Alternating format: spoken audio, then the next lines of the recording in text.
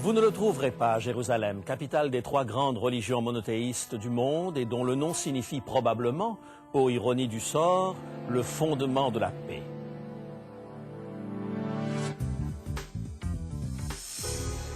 Vous ne le trouverez pas non plus dans les grandes technopoles contemporaines, ni même dans les impressionnants gratte-ciel de New York. Vous le trouverez encore moins dans les élégantes capitales européennes telles que Paris ou Rome. Vous ne pourrez même pas le trouver en vous réfugiant loin des grandes agglomérations, car où que vous vous réfugiez, il peut encore vous atteindre. De nos jours, plus que jamais, les êtres humains sont à la recherche d'un endroit sûr, un lieu à l'abri de la violence et du terrorisme, un havre de paix dans un monde en perpétuelle agitation. Le temps du générique, et nous découvrirons ensemble un endroit unique dans le temps qui peut devenir pour chacun d'entre nous l'endroit le plus sûr au monde.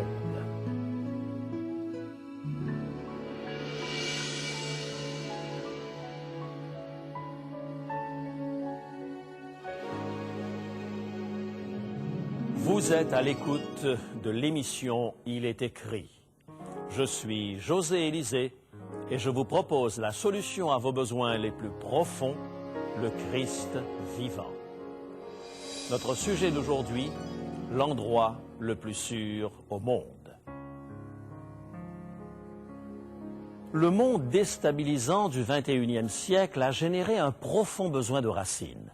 Pas uniquement des racines ethniques, mais quelque chose de plus fondamental. Des racines qui s'enfoncent plus profondément dans le roc. Nous aspirons à quelque chose qui ne s'envolera pas en fumée. Lorsque nous parlons de retour à ces racines, nous ne pouvons passer sous silence l'extraordinaire épopée du peuple juif.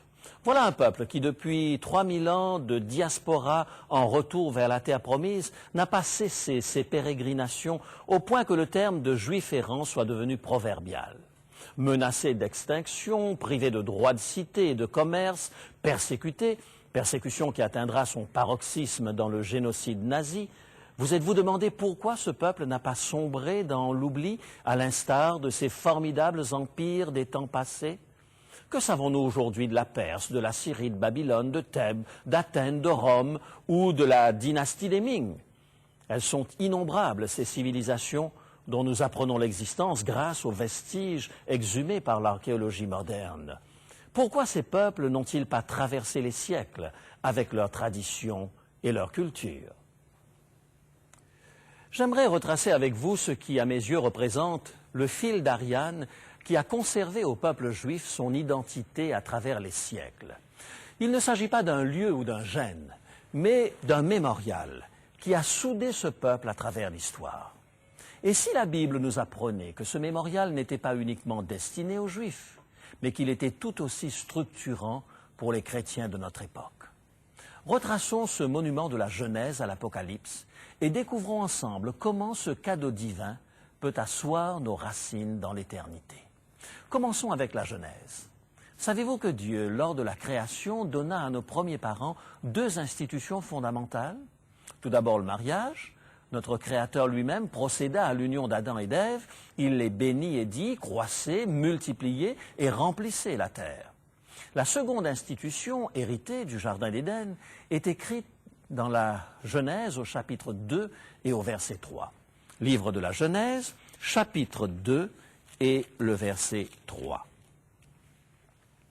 Dieu bénit le septième jour et le sanctifia, car en ce jour, Dieu s'était reposé de toute l'œuvre qu'il avait créée. À la fin du sixième jour de la semaine de la création, Dieu sanctifia le septième jour. Ce jour fut mis à part pour le repos, tel une île dans le temps où l'être humain pouvait trouver refuge loin des multiples pressions de la vie. Profondément ancré dans le récit créateur, le sabbat est une île dans le temps, distincte des autres jours et propriété privée de Dieu lui-même. Si nous allons au livre de l'Exode, nous constatons que lorsqu'il remit à Moïse l'acte d'alliance, les 10 commandements, Dieu prit soin de révéler la signification profonde du sabbat. On le retrouve dans l'Exode, au chapitre 20, les versets 8 à 11. Exode, chapitre 20, les versets 8 à 11. Souviens-toi du jour du sabbat pour le sanctifier. Car en 6 jours, l'Éternel a fait le ciel, la terre, la mer et tout ce qui s'y trouve, et il s'est reposé le 7e jour. C'est pourquoi l'Éternel a béni le jour du sabbat et l'a sanctifié. À moins que Dieu ne soit lui-même juif, ce 4e commandement ramène l'humanité tout entière à nos origines d'enfants de Dieu. Dieu veut que nous nous souvenions du jour du sabbat parce que ce jour est son jour de repos et qu'il nous permet d'entrer en contact avec lui en tant que créateur. Voilà nos véritables racines. Fils d'Énos, fils de Seth, fils d'Adam, fils de Dieu, dit Luc dans sa généalogie du Christ, dans son 3e chapitre et au verset 38. Le sabbat est un rappel permanent du fait que nous tirons notre origine du Dieu Tout-Puissant lui-même. Sa sollicitude a été rappelée chaque semaine de la longue traversée du désert. La manne tombait du ciel 6 jours sur 7 et en quantité double le vendredi afin que le peuple puisse se préparer à rencontrer Dieu le lendemain. Exode chapitre 16. Dieu crée ainsi un espace-temps hebdomadaire pour son peuple. Entrez dans le repos du sabbat et vos besoins seront comblés. Tel était le message véhiculé semaine après semaine pendant 40 années. Le sabbat permettait également à l'homme d'expérimenter la constante fidélité de Dieu. Lisez avec moi comment le Créateur lui-même présente la raison d'être du sabbat dans le livre de l'Exode, le chapitre 31 et le verset 13. Exode, chapitre 31 et le verset 13. Vous observerez absolument mes sabbats, car ce sera un signe entre vous et moi dans toutes vos générations, grâce auquel on reconnaîtra que je suis l'Éternel qui vous sanctifie. Le sabbat est un signe qui devait se perpétuer de génération en génération. Tout comme il avait sanctifié le 7e jour à la création, Dieu désirait sanctifier chacun de ses enfants et les mettre à part pour un projet particulier. Lorsque nous arrêtons notre labeur quotidien pour passer des heures de qualité avec notre famille et avec Dieu, notre Créateur nous accorde des bénédictions particulières, appelées à se perpétuer de génération en génération. Le livre du Deutéronome souligne l'aspect libérateur de ce jour chômé. Dieu rappelle ici qu'il désire détruire la tyrannie que le temps exerce sur chacun de nous. C'est son aspect libérateur qui est exalté. Deutéronome, chapitre 5 et le verset 15. Deutéronome, chapitre 5 et le verset 15.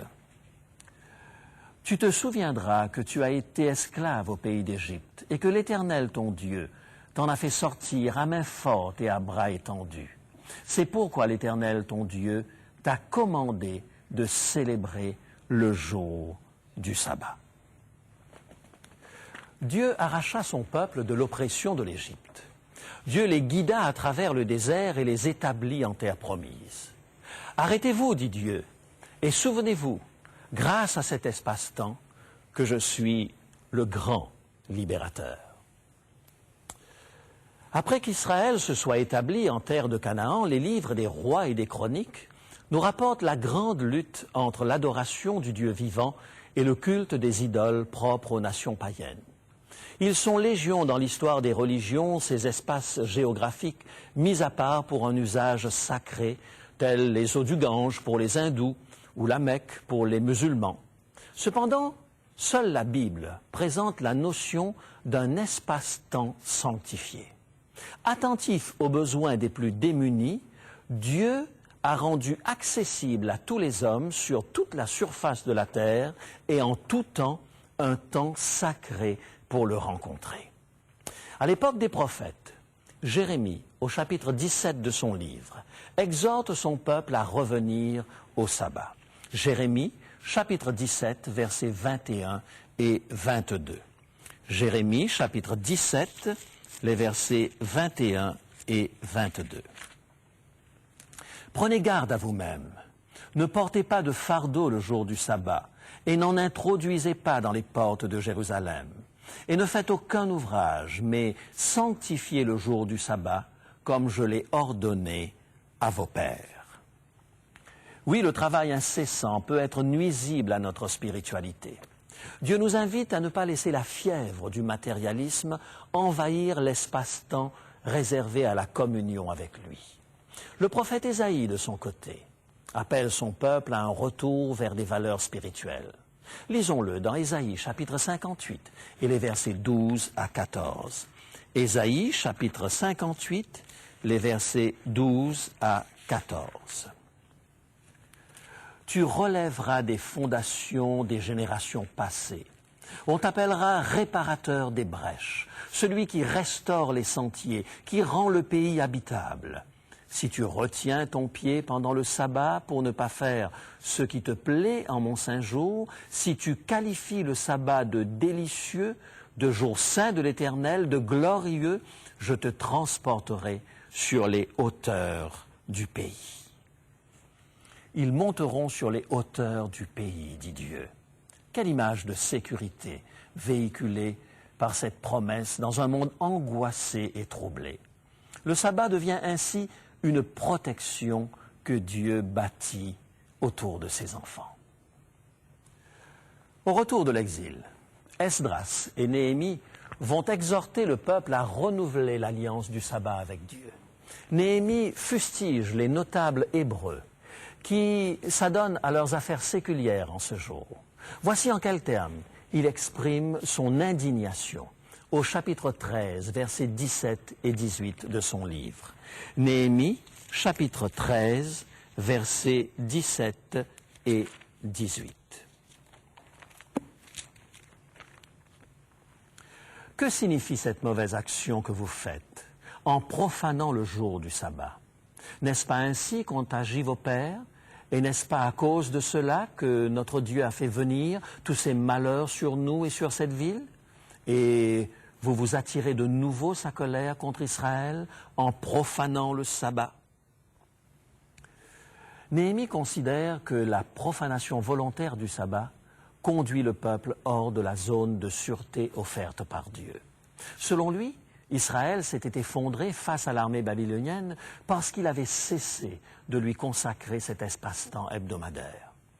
Le sabbat traverse la Bible et l'histoire tel un immense fleuve.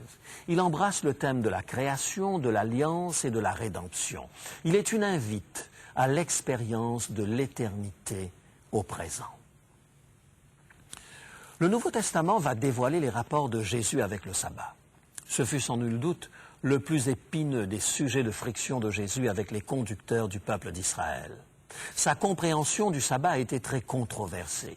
Jésus voulait rendre au sabbat son caractère de réjouissance et de bénédiction. Les pharisiens optaient pour les interdits.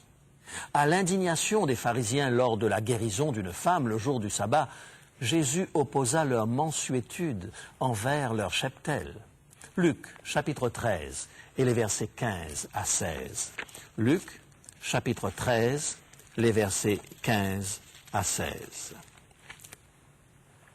Chacun de vous, pendant le sabbat, ne détache-t-il pas de la crèche son bœuf ou son âne pour le mener à boire? Et cette femme qui est une fille d'Abraham, et que sa tante tenait liée depuis 18 ans, il n'aurait pas fallu la détacher de ce lien le jour du sabbat?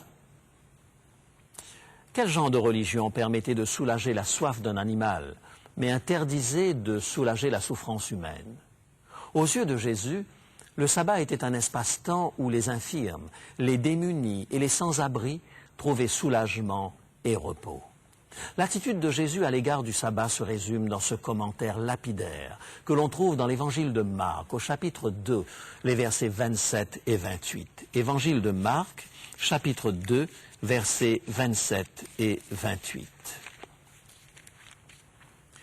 Le sabbat a été fait pour l'homme, et non l'homme pour le sabbat, de sorte que le Fils de l'homme est maître même du sabbat. Jésus voulait libérer les gens du joug pesant des rites vides de sens pour montrer une meilleure voie d'accès au royaume.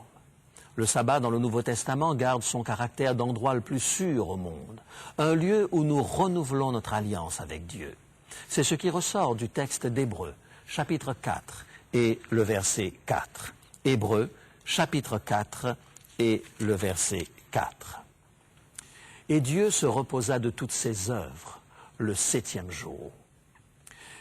Quelques versets plus loin, l'auteur ajoute, versets 9 et 10, « Il reste donc un repos de sabbat pour le peuple de Dieu, car celui qui entre dans le repos de Dieu se repose aussi de ses œuvres, comme Dieu se repose des siennes. » Ce texte révèle que le sabbat du 7e jour, contrairement au sabbat cérémoniel, garde son importance pour le peuple de Dieu. Parce que le Créateur se reposa de ses œuvres le 7e jour, nous aussi, nous nous reposons dans l'œuvre achevée de Dieu. Et puisque Dieu réalisa notre salut en donnant son Fils unique sur la croix, nous nous reposons dans l'œuvre du salut achevée par Jésus-Christ. Rien ne peut nous assurer plus de sécurité que le sacrifice du Christ sur la croix. Et selon Hébreux, chapitre 4 et le verset 10, l'espace-temps du sabbat du peuple de Dieu est là pour nous rappeler que nous pouvons nous reposer en lui. Avez-vous découvert ce lieu de sécurité totale? Faire l'expérience du sabbat de Dieu chaque semaine est une merveilleuse façon de retrouver nos véritables racines. Nos racines établies sur le rocher éternel. C'est l'occasion d'établir un contact personnel avec le Dieu de la création et le Dieu de la rédemption. Je vous invite à découvrir l'endroit le plus sûr au monde, tandis que nous prions. Père très saint, nous te remercions de nous avoir donné ce havre de paix et de grâce. Aide-nous à faire l'expérience du repos du peuple de Dieu en te consacrant joyeusement ce temps, nous rendant disponibles à cette merveilleuse bénédiction. Montre-nous comment faire de ce jour unique un délice pour nos familles et pour nous-mêmes. Nous te le demandons au nom de Jésus-Christ, notre Seigneur. Amen.